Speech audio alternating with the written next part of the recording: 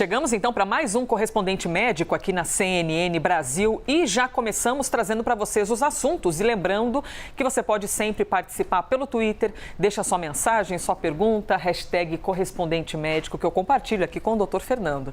Doutor, bem-vindo. Obrigado, Elisa. É mais um dia, mais um novo dia, né? Mais um dia para todos nós aqui na CNN Brasil. E a gente começa falando sobre a saúde do presidente Jair Bolsonaro, que é importante que a gente trate deste assunto. Ele deixou o Hospital das Forças Armadas após ficar algumas horas internado para fazer exames. Segundo auxiliares, Bolsonaro sentiu um desconforto abdominal e procurou atendimento médico para saber se está com uma obstrução intestinal. Em janeiro, você se lembra? Nós falamos aqui, o presidente já apresentou este quadro e ficou internado por 2 dias.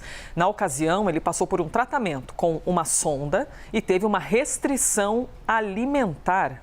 Doutor Fernando Gomes, pode explicar para a gente, por favor, o que é exatamente obstrução intestinal? O nome parece óbvio, não é? Mas quando a gente ouve as suas explicações, fica sempre mais claro e mais bem entendido para a gente. O aparelho digestivo funciona como um tubo e ele precisa, na verdade, ter um livre trânsito para que você, na verdade, possa absorver os nutrientes e eliminar dejetos, produtos da própria digestão. Quando você tem algum ponto onde existe restrição desse movimento, que naturalmente é feito pelo próprio intestino e se chama peristalse, então que seria o movimento das próprias alças, a gente tem uma situação de obstrução intestinal. Então pode facilmente ser definido como um bloqueio do intestino e o tratamento pode envolver medidas farmacológicas, medidas físicas e até mesmo operação, como por exemplo a passagem de uma sonda, dando alívio na pressão do próprio sistema e permitindo na verdade que se restabeleça a saúde, o jejum, para evitar sobrecarregar um sistema que muitas vezes precisa de um determinado descanso, até que fisiologicamente ele venha poder ter o seu trânsito normal, aplicação de medicamentos via oral ou injetável e também cirurgia em casos em que essa obstrução ela esteja provocando alguma coisa mais grave. E obviamente, né, a prevenção ela envolve um estilo de vida saudável, né, com a prática de atividade física e escolha de alimentos que sejam saudáveis e favoreçam o processo da digestão. Alimentos com fibra, bastante hidratação e evitar consumo de proteína, principalmente excesso, que pode ajudar de alguma forma a atrapalhar esse trânsito. Doutor, então seria, assim, popularmente falando, numa curvinha do intestino que existe algum problema que está causando uma obstrução, ou seja, ele não está funcionando corretamente. Aí a pessoa pode sentir dores terríveis. Como exatamente é essa reação do corpo? Pode sentir dor, pode existir distensão abdominal. Em situações mais graves, pode até, na verdade, existir uma ruptura do próprio intestino, causando aí uma peritonite, uma situação mais grave dentro da cavidade abdominal. E você pode imaginar, né, o intestino ele tenta trabalhar e tenta, de alguma forma, solucionar isso. E se você tem uma obstrução extremamente grave e não toma uma providência, a evolução pode ser bem complicada. Por isso que o sábio é procurar um serviço de saúde e estabelecer um diagnóstico o mais rápido possível. Doutor, uma obstrução intestinal... Opa, que eu estou nessa câmera. Uma obstrução intestinal, ela pode ocorrer com qualquer pessoa que não tenha passado por algum trauma grave, que foi o caso do presidente que levou uma facada, ou ela, de fato, sempre ocorre para alguém que está exposto, passou por alguma cirurgia, está com essa região sensível? Ela pode acontecer de uma forma espontânea, mas é mais raro. Sempre que você tem uma situação que predispõe a essa condição, fica mais fácil de você explicar e até esperar por esse problema. Por isso que é tão importante você ter um estilo de vida que seja favorável para ajudar o trabalho do aparelho digestivo. Então você imagina, um ferimento por arma branca, cirurgias repetitivas, a formação, na verdade, de bridas e de cicatrizes e até mesmo de estenoses podem favorecer o aparecimento desse problema, né? E até mesmo a questão propriamente funcional relacionada com a forma que a pessoa se alimenta. Presidente Jair Bolsonaro, então, que teve de ir até o hospital, isso foi em Brasília, ficou algumas horas, passou por exames, já saiu do hospital e nós estamos aqui repercutindo e explicando para você que nos acompanha o que é de fato nessa condição de obstrução intestinal. Doutor Fernando Gomes deixando tudo às claras aqui para a gente. O próximo assunto que eu vou trazer pode ser que você queira participar, porque pode ser que você conheça, que você use cigarros eletrônicos. Mas tá uma moda cigarro eletrônico. A gente vê por aí um monte de gente usando cigarro eletrônico. E o assunto está ainda mais em alta nos últimos dias, porque a cantora de forró, aqui a Solange Almeida, revelou em um podcast, em uma entrevista ao podcast Empoderadas, que está viciada nesses cigarros. Ela disse que começou a usá-lo por curiosidade, em festas, com amigos, em ambientes ali com os amigos, ambientes sociais. Só que ela se deu conta de que o aparelho virou parte da rotina. E ela ainda afirmou que, por causa do cigarro eletrônico, passou a ter problemas no pulmão, além de enfrentar crises de pânico e de ansiedade. Doutor Fernando Gomes, olha só até onde esse mal pode nos levar, um cigarro eletrônico, não é? Aqui no Brasil, a venda e a divulgação comercial de cigarros eletrônicos são proibidas, ou seja, não é permitido você vender e não é permitido você comercializar, mas a gente sabe que ele está por aí. Está aí no mercado e as pessoas utilizam. E muitas vezes, doutor, tem aquela sensação de é menos pior do que um cigarro. E às vezes quem quer parar de fumar, não é o caso de Solange. A Solange disse que não fumava, ela começou a usar em ambientes sociáveis. A pessoa que quer parar de fumar começa a usar o cigarro eletrônico numa tentativa de, é menos pior. Mas é tão menos pior assim, doutor? O que acaba acontecendo é o seguinte, Elisa, ele produz menos sujeira do ponto de vista físico, então ele elimina as cinzas, a sensação que tem é que a fumaça é menos pior, aquela eliminada no ambiente, do que quando você de fato queima o tabaco, mas nós sabemos que isso é um ledo engano, né? Existe toda uma correlação entre o consumo de cigarro e o comportamento. Existe nicotina no processo e outras substâncias que fazem mal para o próprio organismo. E além da questão da própria dependência que a nicotina ela pode deflagrar, porque, Elisa, ela parasita o circuito de recompensa cerebral. Então, a cada momento que existe, na verdade, uma inalação e aquela sensação, ela pode ser traduzida em alguma coisa agradável, o circuito de recompensa cerebral é acionado. Então, você tem uma dependência estabelecida. Por mexer com o sistema límbico, provocando emoção, podendo provocar emoção e sensação de prazer, mas tem consequências, porque naturalmente o que a gente precisa é de ar puro para dentro dos pulmões. Sim. Isso pode provocar alterações relacionadas com o próprio epitélio, com os alvéolos e com os pulmões, causando doenças pulmonares, alterações cardiovasculares, porque existem sim substâncias, não é uma inalação, não é uma simples colocação de um soro fisiológico para dentro do corpo. Existem substâncias químicas, podendo inclusive predispor ao câncer. Então, assim, é um ledo engano achando que isso é uma coisa nova que veio para revolucionar e não tem nenhuma consequência no corpo físico. Doutor, no nosso cérebro, onde fica exatamente a danada da ansiedade? Ela fica onde? Porque o senhor está explicando que esse cigarro eletrônico mexe com o sistema límbico, que tem relação com emoção e prazer. E a Solange Almeida disse que, além de males no pulmão, ela passou a ter crise de ansiedade e crises de pânico, mexeu muito com a ansiedade dela.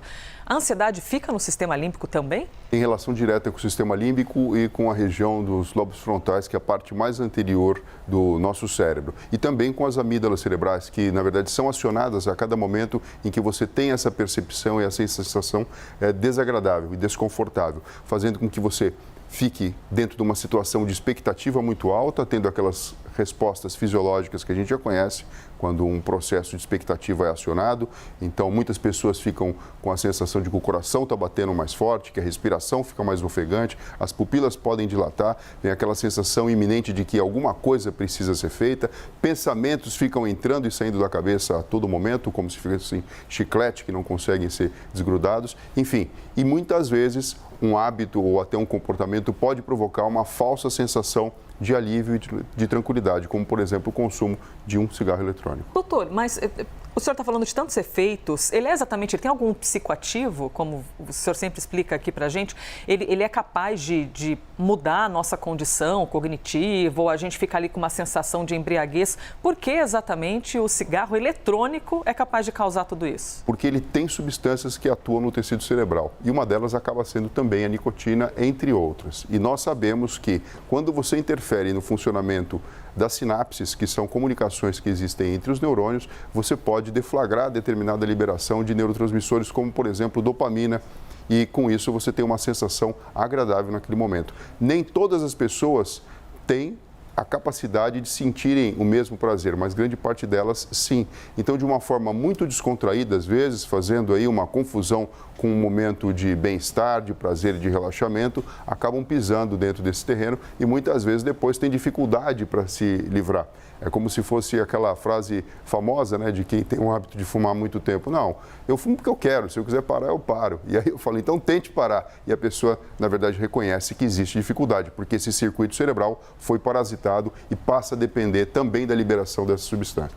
Mas agora a gente volta ao correspondente médico para concluir aqui os nossos pensamentos e o nosso próximo assunto, e na sequência a gente vem com Zelensky novamente. O próximo assunto aqui do correspondente médico é um estudo que foi publicado na revista Nature, que mostrou que um homem que ficou totalmente paralisado por causa da esclerose conseguiu se comunicar com a ajuda de um implante cerebral. Pois é, esse paciente tem 34 anos, jovem, foi diagnosticado com uma forma agressiva de esclerose, que o deixou paralisado muito rapidamente, em pouco tempo. Os médicos e os cientistas da Alemanha e da Suíça decidiram implantar 2 eletrodos na parte superior do cérebro desse homem para ver se conseguiam captar sinais neurais. E esses eletrodos eram ligados a um computador, olha que fantástico, que forma palavras e forma frases. O paciente conseguiu usar os impulsos cerebrais para formar algumas mensagens. E um dos primeiros pedidos que ele fez foi de comida, dizendo que queria uma sopa de batatas. Doutor Fernando Gomes, primeiro, parte superior do cérebro, é bem óbvio, a gente está falando dessa parte aqui de cima? Ou aqui da frente? A gente chama de vértex, né, que é essa porção mais alta do crânio. Ou seja, tem uma palavra mais difícil ainda. Mais difícil ainda, Elisa. E se projetando para frente, a área onde esse eletrodo ele foi implantado foi próximo da área motora. Região onde, na verdade, os neurônios trabalham para elaborar e executar, então, os movimentos que acontecem pela movimentação muscular. Então, foram 2 chips com 64 canais cada um, de cada lado. Fantástico. E houve, então, a capacidade de captar a alteração eletromagnética produzida pela intenção de movimento. Então, olha só, quando você deseja, por exemplo, movimentar a sua mão, antes desse movimento acontecer, neurônios contralaterais na região do córtex frontal do lado esquerdo ou da mão direita. Contralaterais da região do córtex. Vamos montar o dicionário do Dr. Fernando, maravilhoso. Eles entram em ação. E, obviamente, com um impulso elétrico, então, a musculatura é estimulada e o movimento acontece. Obviamente, com correção fina, para que o movimento ocorra da mesma maneira em que você planejou. Esse tipo de eletrodo, ele capta essa alteração eletromagnética, porque pelo trabalho que os neurônios executam com o trânsito de informação elétrica, existe a formação de uma alteração no campo eletromagnético e elétrico. E com isso, esse chip captou. E através de um processo de entender e ler a intenção de movimento por tentativa e erro, foi então possível estabelecer a comunicação, feito que, com o auxílio de um computador, o indivíduo podia escolher palavras e montar, então, uma frase. Sensacional. A gente já mostrou aqui no quadro outros casos semelhantes, como o de uma universidade americana, que um homem que teve um AVC conseguiu se comunicar depois do implante de eletrodos. Doutor, esse deve ser, de fato, o futuro da medicina, mesmo que nós estejamos vendo ainda em doses homeopáticas, tudo isso serve de teste, de exemplo, para que no futuro esteja ainda mais parrudo esse sistema? Sim, e quando a gente mistura ainda por cima, Elisa, com a inteligência artificial, que é essa capacidade da máquina ir aprendendo isso e refinando cada vez mais, então uma simples intenção de movimento pode traduzir, na verdade, na escolha de uma palavra e com isso viabilizar uma comunicação que está comprometida por uma doença degenerativa, como no caso desse paciente, representa, sim, um passo importante da neurociência que corresponde, né, a uma linha de pensamento e de tratamento para a reabilitação funcional dos pacientes. Eu digo o seguinte, não adianta a gente só pensar em um remédio ou terapia gênica e restabelecimento do funcionamento dos neurônios. Quando a gente acopla e faz a associação com tecnologia, e aqui a gente está falando de tecnologia de ponta, nós conseguimos devolver para o indivíduo, ou pelo menos é o que a gente está vendo e queremos desenvolver ainda mais, uma coisa chamada função. Então, tanto faz nesse momento se o indivíduo está conseguindo produzir voz ou se está simplesmente passando uma mensagem através de um computador.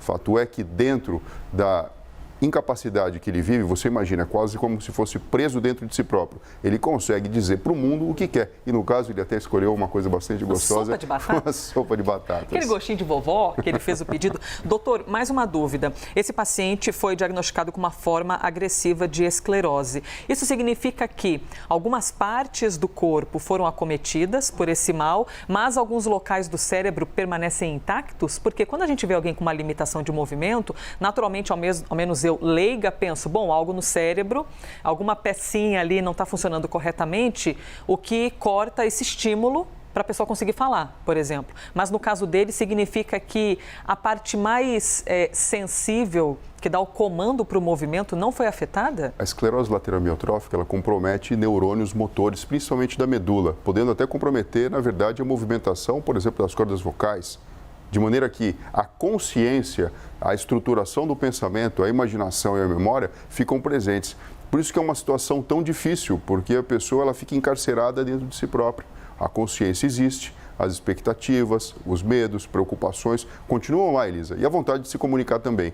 Quando a tecnologia é acoplada de uma maneira satisfatória e consegue oferecer para o cérebro uma possibilidade de comunicação, aqui começa a acontecer uma grande magia, chamada neuroplasticidade. Neurônios são recrutados para aprender como desenvolver essa comunicação e, com o passar do tempo, sinapses são fortalecidas, o próprio trânsito de informação fica mais fácil e a comunicação consegue ser restabelecida. É feito uma criança que, com curiosidade, aprende a andar, ou aprende a falar, aprende a brincar e assim sucessivamente. Tamanho da nobreza da ciência, hein? É fantástico a gente poder compreender e ouvir falar sobre o futuro, não é? Sobre os avanços para quem sofre desse tipo de mal. Doutor Fernando Gomes, já me despeço por aqui. Algumas perguntas chegaram, tem também sugestão de falar de tumores da hipófise. O Marcelo fez esse pedido para a gente falar de tumores da hipófise. Vamos compartilhar com a produção aqui para a gente desenvolver mais um assunto. Obrigada, doutor. Obrigado a você, Elisa. Pessoal, se cuidem e até breve. Este foi mais um Correspondente Médico.